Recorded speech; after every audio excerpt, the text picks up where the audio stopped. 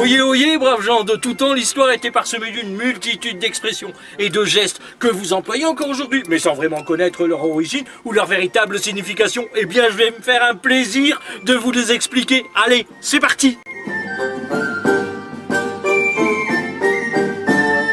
Aujourd'hui, nous allons voir une expression qui nous donne le choix du hasard.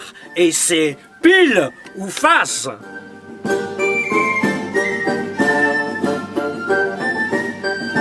De nos jours, vous utilisez cette expression pour dire que vous allez laisser le hasard décider à votre place en lançant une pièce en l'air. Par exemple, à la maison pour les tâches ménagères, on tire à pile ou face. Face, je ne fais rien, pile, c'est elle qui fait.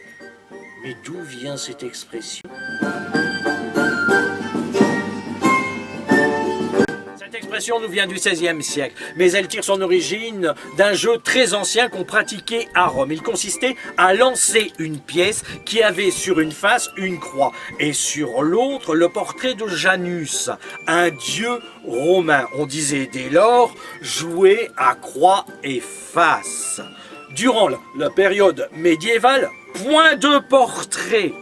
En ces temps-là, on jouait à pile ou croix. Pile étant l'enclume sur laquelle on posait la pièce pour la frapper. C'est cette enclume qui a donné naissance au nom de cette face de pièce.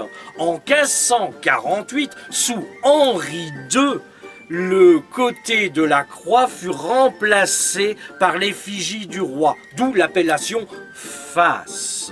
Mais si dès cette époque on jouait à pile ou face, il a fallu attendre le XXe siècle pour que l'expression jouer ou tirer à pile ou face voie le jour.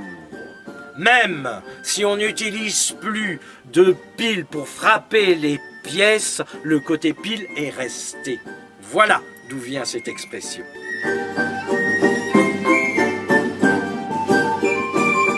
Tirer à pile ou face, c'est s'en remettre totalement par ce jeu au hasard en lançant l'argent en l'air. Tu as une chance sur deux que ça tombe pile et une autre de perdre la face. Moi, je préfère si la pièce reste en l'air, tu as gagné. Si la pièce retombe, j'ai gagné. Allez, au revoir et à bientôt. Au revoir.